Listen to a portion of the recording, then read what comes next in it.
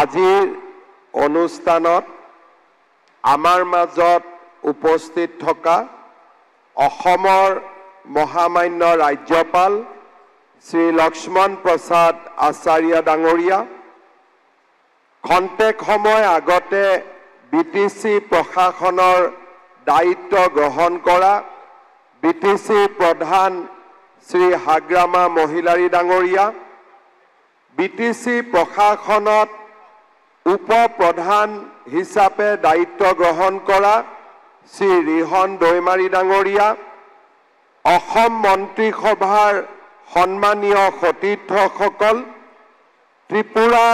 ত্ৰিপুৰা মথা দলৰ সভাপতি আৰু head of the royal house of Tripura Shri Pradyot Bikram Manikya Deb Barman ডাঙৰীয়া, আমাৰ মাজত উপস্থিত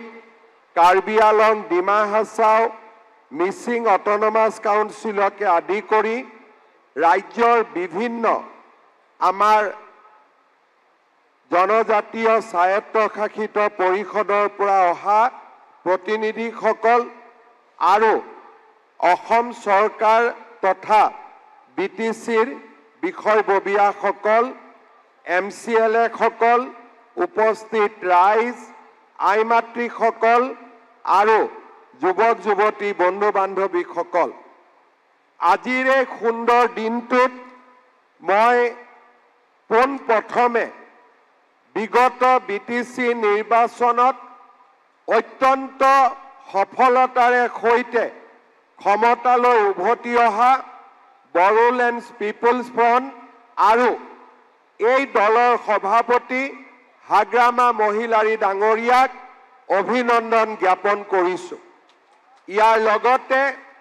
এই নিৰ্বাচনৰ সময়ছোৱাত বিশেষকৈ নিৰ্বাচনৰ আগত, নিৰ্বাচনৰ সময়ত আৰু নিৰ্বাচনৰ পিছত শান্তি শৃংখলা সকলো ধৰণে বজাই ৰখাৰ বাবে মই বড়োলেণ্ডবাসী ৰাইজকো মোৰ ধন্যবাদ আৰু কৃতজ্ঞতা জ্ঞাপন কৰিছোঁ। শ্ৰদ্ধাৰ ৰাইজ, আজিৰ এই দিনটোত মই গুৰুদেৱ কালীচৰণ ব্ৰহ্মদেৱৰ প্ৰতি শ্ৰদ্ধা নিবেদন কৰিছোঁ। গুৰুদেৱ কালীচৰণ ব্ৰহ্মই ব্ৰিটিছ সাম্ৰাজ্যবাদী শাসকৰ বিৰুদ্ধে যুঁজিবলৈ বড়ো সমাজখনক অহিংসা, শান্তি আৰু আধ্যাত্মিকতাৰ পথ প্ৰদৰ্শন কৰিছিল। তেওঁৰ মহান নেতৃত্বই ব্ৰিটিছ সাম্ৰাজ্যবাদৰ বিৰুদ্ধে বড়ো জাতিৰ সন্মিলিত প্ৰতিৰোধ গঢ়ি তোলাৰ সমান্তৰালভাৱে বহুদা বিভক্ত হ'বলৈ ধৰা বড়ো সমাজখনক একত্ৰিত কৰিছিল। আজিৰ এই শুভ দিনটোত মই বড়ো জাতিৰ অন্যতম পথিকৃত বডোফা উপেন্দ্ৰনাথ ব্ৰহ্ম ডাঙৰীয়াৰ প্ৰতিও গভীৰ শ্ৰদ্ধাঞ্জলি জনাইছোঁ। বড়ো সমাজৰ অৰ্থনৈতিক আৰু সামাজিক অৱস্থাৰ উন্নয়নৰ বাবে গণতান্ত্ৰিক আন্দোলনৰ নেতৃত্ব দিয়া বডোফা উপেন্দ্ৰনাথ ব্ৰহ্মৰ প্ৰচেষ্টাতে বড়োসকলৰ আত্মনিয়ন্ত্ৰণৰ আন্দোলনে শক্তিশালী ৰূপ ধাৰণ কৰিছিল। বডোফাৰ নেতৃত্বতে বড়োসকলৰ সমস্যাৰ প্ৰতি সমগ্ৰ দেশৰ দৃষ্টি আকৰ্ষিত হৈছিল আৰু বড়ো ভূমিয়ে স্বায়ত্ত শাসনৰ অধিকাৰ লাভৰ দিশে ধাৱমান হৈছিল। আজিৰ এই দিনটোতে বিটিচি চুক্তিৰ মহান খনিকৰ প্ৰাক্তন প্ৰধানমন্ত্ৰী অটল বিহাৰী বাজপেয়ী ডাঙৰীয়াৰ প্ৰতিও মই শ্ৰদ্ধা নিবেদন কৰিছোঁ। আজিৰ এই দিনটো আমাৰ বাবে এটা অত্যন্ত আনন্দ আৰু স্মৰণীয় দিন, কিয়নো গণতান্ত্ৰিক ব্যৱস্থাৰে আজি বিটিচিৰ এক নতুন পৰিষদ গঠন হৈছে আৰু বিটিচিৰ মুৰব্বী হিচাপে